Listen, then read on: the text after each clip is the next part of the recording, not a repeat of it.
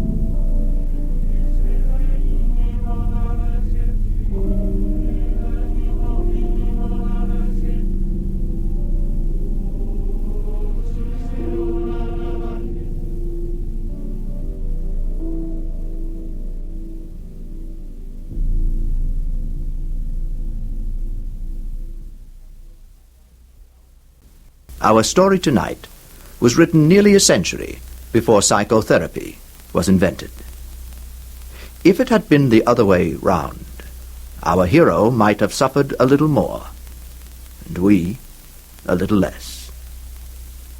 Here is Eric Bowersfeld and Bernard Mays as the Madman and Pat Franklin as the women in The Diary of a Madman by Nikolai Gogol.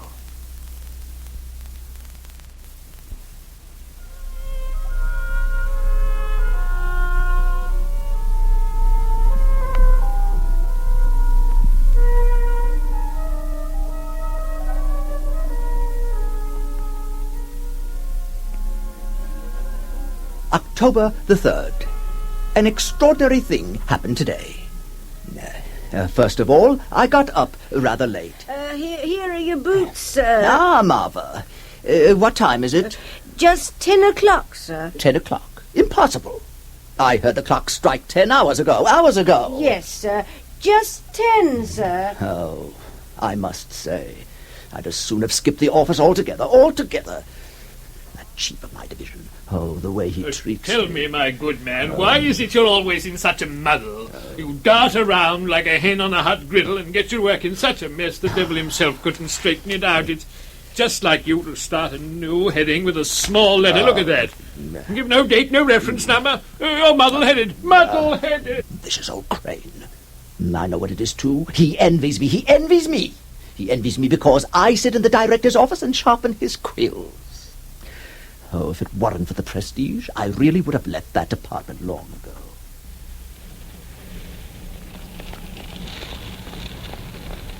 Well, it was pouring. So I wore my old overcoat and took an umbrella and hurried along the avenue. Stop a minute. Look, there at the carriage. Just stopped in front of the store. Don't you recognize it? It's the director. Yes. But what can he possibly need here? Must be his daughter. His daughter. Quick, against the wall. Is her? Oh, look at her fluttering out of the carriage like a bird. Oh, God, I'm lost. Quick, hide. Why? She'll recognize you. Your coat. What about my coat? Well, it's stained and out of style. Quick, in this doorway. Oh, never mind, she's gone into the store. Why did she come out in this pouring rain? And tried to deny after this that women have a passion for buying clothes. She left her lapdog in the street. She's called Maggie.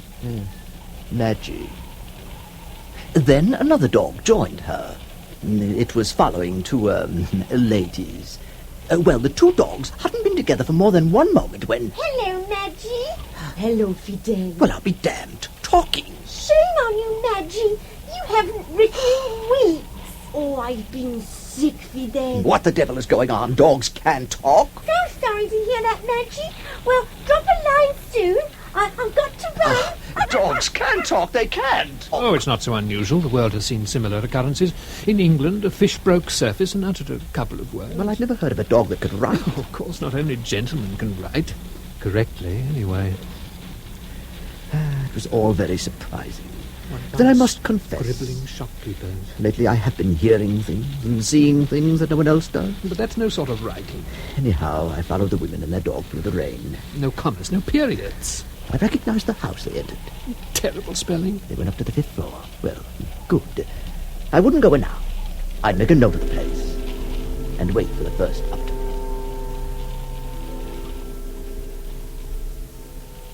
October 4th. Today is Wednesday, and that's why I was at our director's home, in his study. I came in early and sharpened all the quills. Our director must be a very brilliant man. His study is crammed with bookcases, such erudition all over the place. What importance shines in his eye. Quick! What? The door. The director, stand up, have the documents ready. No. No, it's... like a swan. And when she looks at me, it's like the sun. Hasn't Papa been in here? What a voice. A canary, an absolute canary. Hasn't Papa been in here? Oh, ma'am, don't have me put to death. But if you do decide that I must die, let it be by your own aristocratic little hand. Hasn't Papa been in here? No, ma'am. Oh, well, thank you. At home that night I lay on my bed most of the time. Then I copied an excellent poem. Without you 1 hour crept, slowly like a year. Like a year. Is my life worthwhile? I wept when you're not here. Sounds like Pushkin. Sounds like. I put on my overcoat and walked over to the director's house, and waited by the gate for quite a while to see whether she wouldn't come out and get into her carriage. But she didn't.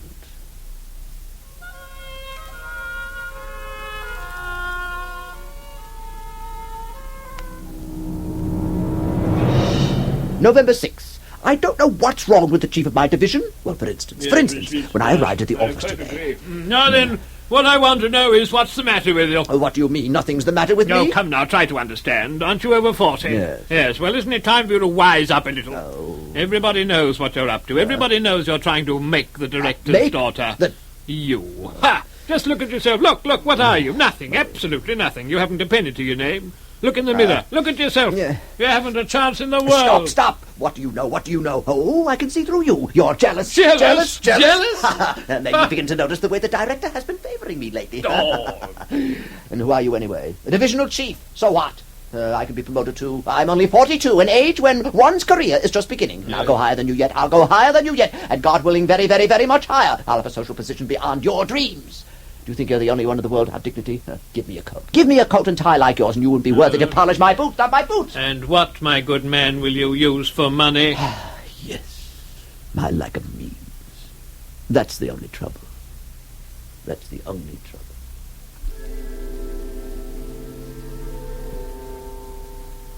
November 8th.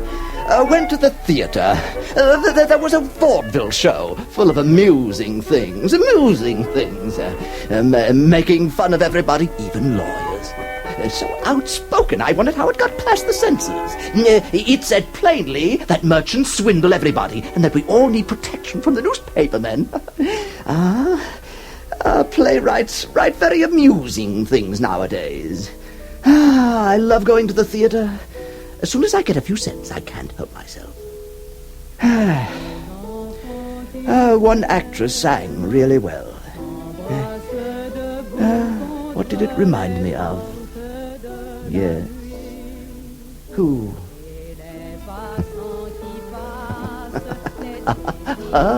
Yes. Oh, what a rogue I am.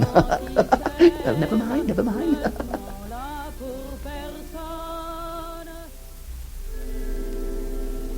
November 9th.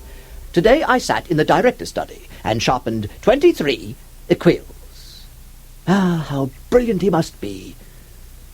How I'd like to have a closer look at these people, see how they live, all their subtle innuendos and courtly jokes. Sometimes the door is open and I can see into their drawing room. Oh, you should see how it's decorated. Mirrors. Fine pieces of porcelain. How I'd like to see into her room. Oh, her boudoir. Hasn't Papa been in here? All those little jars and bottles standing there amidst the sort of flowers one doesn't dare breathe. Pa hasn't been in here. There's the dress she's thrown off, looking like air. Where is Her bedroom.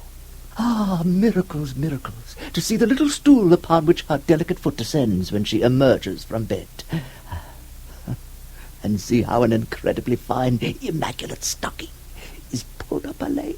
Oh, then that stupid lapdog came into the room. Oh, Madgie, well, little Madgie. Listen, Madgie. We're alone now. We're alone now, and I'll even lock the door so that no one will see us. Madgie, tell me everything you know about your mistress. What's she like and everything. I swear I won't repeat a thing, not a thing. Oh, but the silly little mutt ran off as if she didn't understand what I was saying. She knew. And dogs can talk. Most of the time they just choose not to. Because they're stubborn. Well, anyway, I know what I'm going to do. I'm going to that house and find Fidel. And get my hands on those letters Madgie's been writing to her. Yes, that's what I'm going to do.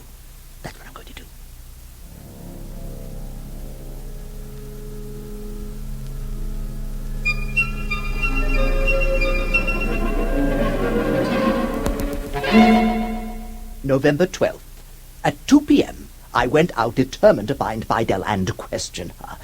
I found the house. And went upstairs. Yes? Excuse me, do you have a dog by the name of Fidel? Yes, why? I want to have a talk with her. What? I said I want to have a talk with your dog. What? The girl was stupid. I could see from the start how stupid she was. There's the mutt. Now then. Get out! Leave her alone! Oh, you repulsive little creature! Bite me, will you? There's your basket. Just what I'm looking for. And underneath in the straw, what do I find? The letters. I knew it. The letters. You're mad! Get out before I call the police! Get out! Now at last, I'll find everything out. All about these intrigues and plots. Oh, plots. I'll find out all the little wheels and springs at the bottom of the matter. These letters. They will explain everything. Oh, dogs are a clever race. They know all about intrigues. Everything is bound to be in the letters.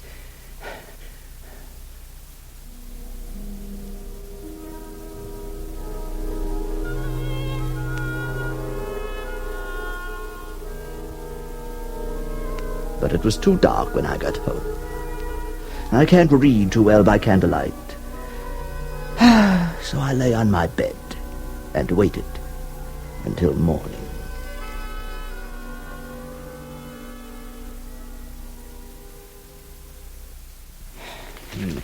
November 13th. Let's see now. This letter here looks quite legible, though there is something canine about the handwriting. Dear Fidel. Dear Fidel, I'm very glad we have decided to write to each other. Spelling is very good. It's even punctuated correctly. This is considerably better than our divisional chief can do, though he claims to have gone to some university or other. Well, let's see further on. I believe that sharing feelings and impressions with another is one of the main blessings in life. The thought is stolen from a work translated from the German. The author's name escapes me now. I speak from experience. My young mistress, whom her papa calls Sophie, is crazy about me. Oh, Sophie. Well, never mind. Papa often pets me too. I drink tea and coffee with cream. Oh, I must tell you, my dear, that I am not in the least tempted by the bones Fido chews on in the kitchen. I only like the bones of game, and even then, only if the marrow hasn't been sucked out by someone else. What's this all about? What rubbish, as though there weren't more interesting things to write about. Let's see the next page. There may be something less stupid here. Now I'll tell you with pleasure what goes on in this household. What goes on? My mistress, Sophie. She's always very happy when she's going to leave for a ball, but is always very irritable while she's getting dressed for it. You know, my dear, I personally can see no pleasure in going to a ball. Sophie usually returns home from balls at 6 a.m. And I can tell by her pale and emaciated features that the poor thing hasn't been given a bite to eat. I confess, I could never lead such a life. If I had to go without game in sauce or chicken wing stews, I don't know what would become of me. The style is very jerky. You can see that it's not written by a man. She starts off all right, and then she lapses into dogginess. Well, let's see another letter. This one looks rather long. No date. Oh, my dear, how strongly I feel the approach of spring. My heart beats as though I were waiting for something. In my ears, there's a constant bass. Very often I listen so intently behind doors that I raise my front paw. And confidentially, I have plenty of suitors. Oh, you should have seen the dashing young lover that came jumping over the fence into our courtyard. His name is Treasure, and he has such a nice face. Oh, damn it, what rubbish this is. How much of our letters is going to fill up with such stupid stuff? I'm after people, not dogs. I need spiritual food, and I'm served these inanities. Well, let's skip a page. Maybe we'll find something more interesting. Sophie was sitting at the table sewing something. Suddenly, the manservant came in and announced someone. "Show him in," Sophie said. She hugged me hard and murmured, "Oh, Maggie, darling, if only you knew who that is. He's a guards officer. His hair is black, and his eyes are so dark and so light at the same time, like fire." And Sophie rushed out. A minute later, a young officer with black side whiskers appeared. He went to the mirror and smoothed his hair. Then he looked around the room. I growled a little and settled down by my window. Soon, Sophie came back, greeted him gaily, while I pretended to be busy looking out of the window. In fact, however, I turned my head sideways a little so that I could catch what they said. What did they say? You cannot imagine, Fidel, dear, the silliness of that conversation. Oh, no, I said to myself, this officer doesn't compare to Treasure. Heavens, what a difference. Really a tremendous difference. I wonder what she finds in her officer. I wonder what she finds in What on earth can she admire in him? Yes, here I tend to agree. Something seems wrong. It is quite unbelievable that this officer should have swept her off her feet. Well, let's see here. If she likes the officer, I think she'll soon be liking the civil service clerk who sits in Papa's study. That one, my dear, is a real scarecrow. Scarecrow? He looks a bit like a turtle caught in a bag. Which clerk can that be? He has a funny name, and he's always sitting sharpening quills. The hair on his head is like straw. Papa sends him on errands like a servant. That filthy little car seems to be trying to get even. Why is my hair like straw? Sophie can hardly control her laughter when she sees him. You wretched, lying little dog! What a filthy, poisonous tongue! As if I didn't know. It's all your jealousy, I know whose trick these are, too. I recognize the hand of our divisional chief here. For some reason, that man has sworn undying hatred for me. He's trying to harm me. Yes, he is. He's trying to harm me. Harm me every minute of the day and night. Oh, still, let's see. One more letter. It may make it clear. My dear Fidel, forgive me for not writing to you all this time. I've been going around in absolute ecstasy. I agree without reservation with the philosopher who said that love is a second life. Love is a second life. Moreover, a lot of things are changing in our household. The officer comes here every day now. Sophie is madly in love with him. Papa is very gay. I even heard Gregory say that the wedding is close at hand. Because Papa always wanted to see Sophie married to a high official or to an army officer with a brilliant career ahead of him. No, I can't go on. High official, senior officer, they get the best things in this world. You discover a crumb of happiness. You reach out for it, and then along comes a high official or an officer and snatches it away. Oh, damn it. I would so much like to become a high official myself. Not just to obtain a hand in marriage either, no. No, I'd like to be a high official just so that I could watch them jump around on my benefit. I'd listen for a while to their courtly jokes and innuendos, and then I'd tell them what they could do with themselves. Oh, hurts, though. It hurts. Oh, damn it, damn it, damn it. I tore those little dog's lettuce to shreds. December 3rd. Impossible. Lies. There can't be a wedding. Well, he has a commission in the Guards. So what? So what? Does he have a third eye in the middle of his forehead or a golden nose? Why am I a clerk? Why am I a clerk? Why should I be a clerk? Maybe you only appear to be a clerk. Maybe you're a general. Maybe I don't really know who I am. You know, there are plenty of instances in history when somebody quite ordinary, not necessarily an aristocrat, some middle-class person, even a peasant, suddenly turns out to be a public figure. Maybe even the ruler of a country? Yes. Now, if a peasant can turn into someone so important, where are the limits to the possibilities for a man of breeding? I can see myself entering a room in a general's uniform. Yes. An epaulette on my right shoulder, an epaulette on my left shoulder, a blue ribbon across my chest. Yes. How that would be. Well, you can't be promoted to anything like that overnight. What I'd like to know is, why am I a clerk? Yes, why are you a clerk? Why precisely a clerk? Why precisely a clerk? December 5th. I read all the papers this morning. Strange things are happening in Spain. I don't understand it at all. They write that the throne has been vacated. Vacated? Yes, and that the ranking grandees are having difficulty in selecting an heir. An heir? It seems there's discontent. Sounds very strange to me. How can a throne be empty? They say that some Donya may accede. Donya? It's absolutely impossible. Of course it's impossible. A Donya can't accede to a throne. A king should sit on a throne. Of course, a king should sit on a throne. They say there is no king. Well, that's impossible. It's impossible that there should be no king. There must be a king. Well, he might be hidden away somewhere in anonymity. Yes. It's even possible that he's around here, being forced to remain in hiding because of family reasons, or for fear of some neighbouring country. France. Of course, France. Forced to remain in hiding. Well, there may be other reasons.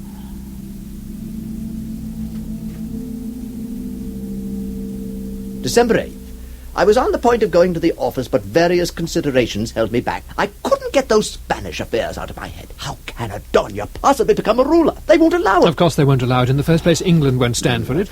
And then they must remember the political situation of the rest of Europe, the Austrian Emperor. Our Tsar. Of course, our Tsar. I must admit, I was so worried and hurt by these events, I couldn't do anything all day long. After dinner, I walked the streets. Uphill, downhill. Came across nothing of interest. Then mostly lay on my bed and thought about the Spanish question.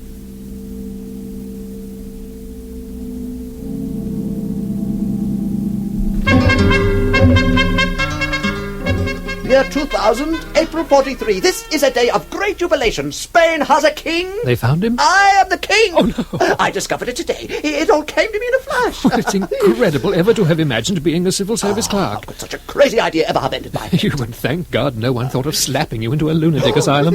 Well, now I see everything clearly. But what was happening before? Things loomed at me out of a fog. But now... Wouldn't you say that all troubles stem from the misconception that human brains are located in the head? Yes. Well, they're not. Human brains are blown in by the winds from somewhere around the Caspian Sea. Oh!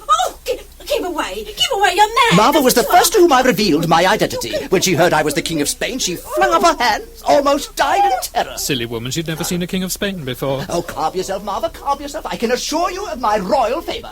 Come now, bygones are bygones. The masses are so ignorant. True. She's probably frightened because she thinks that all kings of Spain are like Philip II. Marva, I'm not at all like Philip II. Oh, the hell with it. Right, the hell with it. The hell with it. I didn't go to the office. I'll never go there again. I'll never again copy those dreadful documents. October 86. Between day and night. You take it. Today the divisional chief sent someone to make you go to the office. Yes. You went? Well, just for the laugh. The divisional chief expected you to come apologizing to him for not being there for 3 weeks. Yes. Did you apologize? I did not. I looked at it with indifference. And what did you think as you sat in your usual place and looked around at all the scribbling rabble? Oh, I thought that if only they knew who was sitting there among them. What a fuss they make. They gave you some papers to abstract. Did you do the work? I didn't even stir. And when the director came in, what did the rest do? They jumped up trying to be noticed. Did you jump up? Never. Who says I should get up for him? He's an old cork, just a cork, the kind they used to stop up a bottle. That's all he is. But the funniest thing of all was what? When they gave me a paper to sign. Yeah. Did you know where they expected me to sign it? In the corner, under clerk such and such. Yes, imagine. What did you do? I signed it in the space reserved for the director. The director. The very one. The very one. What name did you sign? I signed Ferdinand the Eighth. You didn't. Yes, I did. And what happened? Awed silence. But I merely waved my hand and said graciously, "Dispense with the manifestation of allegiance," and walked out of the room. And what did you do then? I went straight to the director's house. Was he at home? No, he wasn't. And you then proceeded straight to her boudoir? Oh, she was sitting in front of her mirror. And when she saw me... Did you tell her that you were the King of Spain? Certainly not. I simply told her, "Madam, you cannot imagine the happiness awaiting you, and despite all our enemies' intrigues, we will soon be together." Get out, you idiot! Women are such perfidious things, really. Never really understand them. Never really understand them. Who is woman really in love with? The devil, of course. Devil? Of course, you can see it. Just look over there. Do you see in the front tier of the boxes? She's raising her lorgnette. Yes. She's looking at the fat man over there with the star. No, she isn't. Nothing of the sort. She's staring at the devil. Where? There, hiding behind the fat man's back. Look, he's hidden himself in the star. And he's beckoning to her with his finger. She'll marry him, too. Of course she will. And as for the rest of them, bootlickers. You know what they all really want? Annuity. Annuities and more annuities. You know, some patriots, they'd sell their mother and father and their God for money. The strutting betrayers of Christ. And all this crazy ambition, this vanity. You know where it comes from? The little bubble under the tongue. Of course, it's a tiny worm, about the size of a pinhead in it. I think it's all the work of a barber on peace. Of course it is. I don't remember his name. You know who the moving force behind all that is? The Sultan of Turkey. Of course it is. I'll bet he pays the barber to spread Mohammedanism all over the world. Of course he does. They say that in France already the majority of the people have embraced the Mohammedan faith. Of course they have.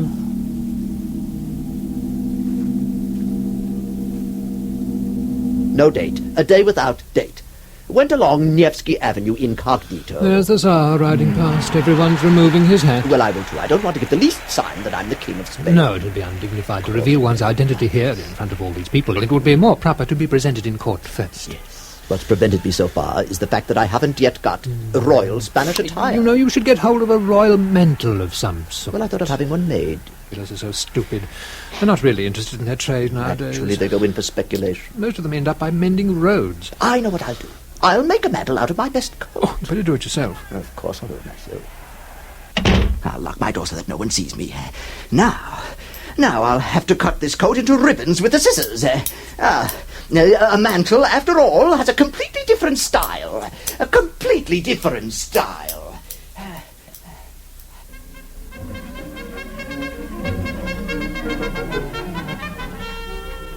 Can't remember the day, nor the month. Damned if I know what's going on. Well, the mantle is ready. You're still not ready to be presented at court? No, why not? Your retinue hasn't yet arrived from Spain. That's right, my retinue. The absence of a retinue would be incompatible with my dignity. Yes. I'll wait. They should be here at any time. A first date. I'm puzzled by the unaccountable delay in the arrival of my retinue. What can be holding them up? I went to the post office to inquire whether the Spanish delegates had arrived. Oh, but the postmistress is an utter fool. No, there's no Spanish delegates around here, but if you'd like to mail a letter, we'd be delighted to accept. Letter? What the devil is she talking about? What letter? Letter my foot! Let druggists write letters.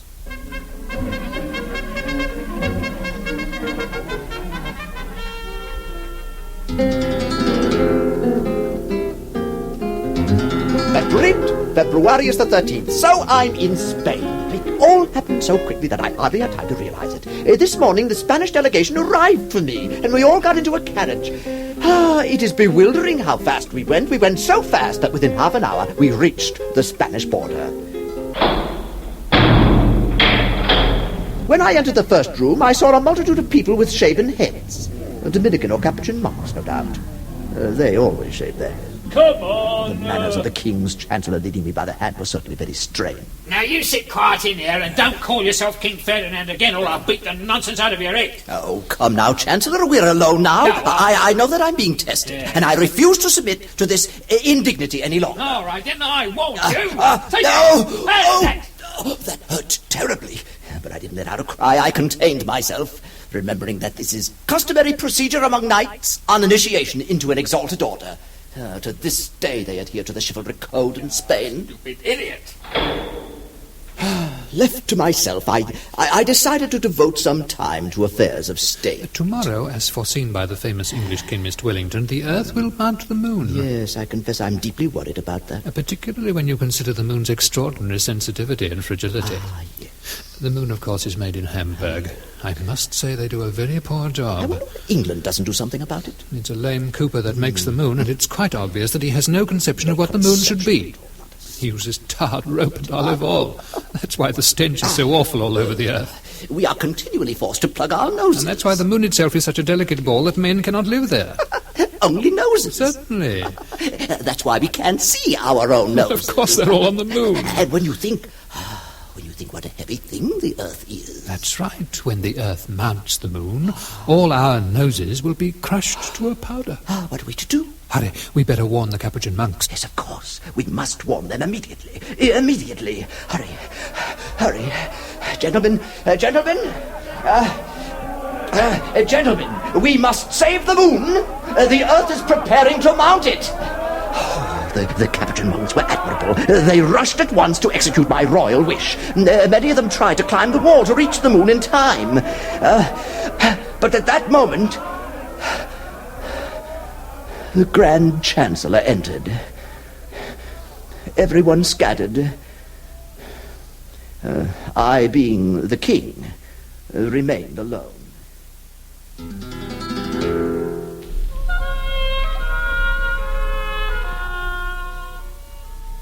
January of the same year, which happened after Februarius. I still can't make out what sort of a place Spain is. The customs and the etiquette of the court are quite incredible. I don't see it. I don't grasp It's it. incomprehensible. They shaved my head. Even though I shouted with all my might that I did not want to become a monk. They began to drip cold water on my head. I've never been through such torture. Who can understand the point of such peculiar customs? But it's senseless. And the irresponsibility of the kings who never got around to outlawing this custom, it's quite incomprehensible. I can't grasp it. There are indications that would make one wonder whether one hasn't fallen into the hands of the Inquisition. Inquisition? That Chancellor, for instance. The Grand Inquisitor himself? Yes, but then how could the king be subjected to the Inquisition? True. Oh, true. Unless this is the work of some other country? France. Yes, that fellow Polignac. That Polignac is an absolute beast. He swore to drive me to my death. Oh, there's no end to his manoeuvres. And he is himself being led by the English. Of course, the English are great politicians. Spread the seeds of dissension everywhere. Everywhere. As the whole world knows, when England takes snuff. France sneezes. Of Sneezes.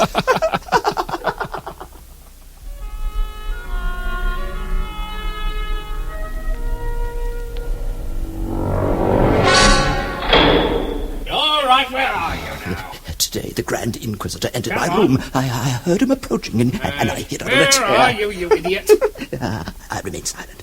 He couldn't see me. Ferdinand the Eighth. Come on, out of there. Oh, it's a trick. It's a trick. That's Oh, what you no. call yourself. Come on. They won't get me that way. They'll pour water on my head again. I don't know, where are you? Up there you are. King of Spain, hiding under a chair. Come out there, come on. No. Come on, this'll teach you.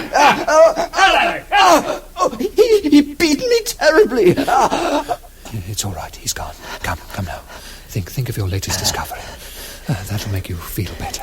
Which discovery? The one about roosters. Yes. Every rooster has his own Spain. That's right. Of course he has. But he hides it. Of course he does. He hides it under his feathers. Of course, his feathers.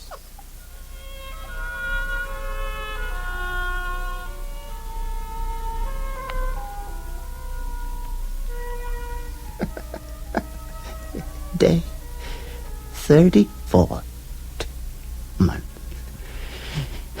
year ear, Wurabeth.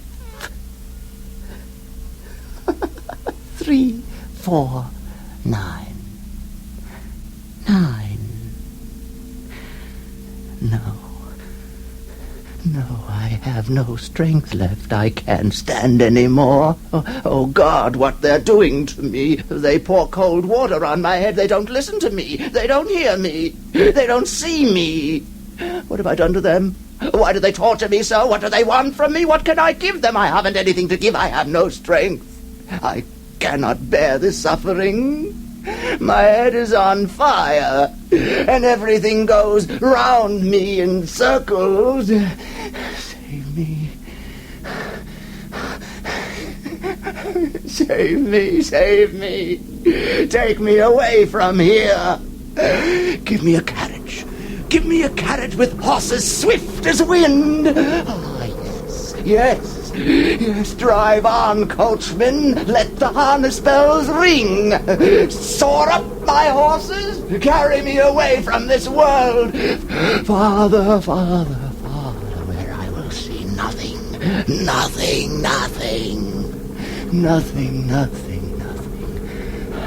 Ah, there's the sky smoking before me. A star twinkles far away. The forest rushes past me with its dark trees and the crescent moon. The violet fog is a carpet underneath me. Oh, I hear something through the fog. On the one side, the sea. On the other, Italy. Russian huts. Russian huts. Maybe that's my house over there, looking blue in the distance. Oh, and isn't that my mother sitting by the window? Yes, Mother. Save your wretched son. Let your tears fall on his sick head. See how they torture him. Hold me in your arms. There's no room for him in this world. They are chasing him, Mother. Mother, take pity on your sick child.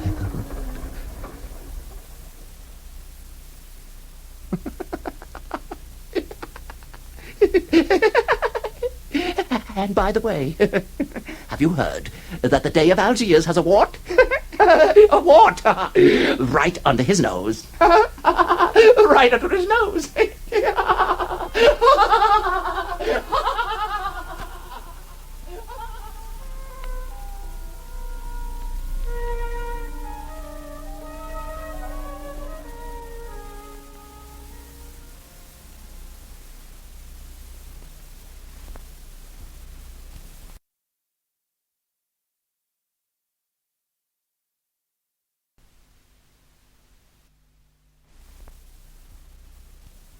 That was The Diary of a Madman by Nikolai Gogol. The technical production for this broadcast was by John Whiting. The music was designed by KPFA music director Charles Shear. Eric Bowersfeld played the Madman, with Bernard Mays as the alter ego and several other men, and Pat Franklin played the several women in their lives. And now, good night.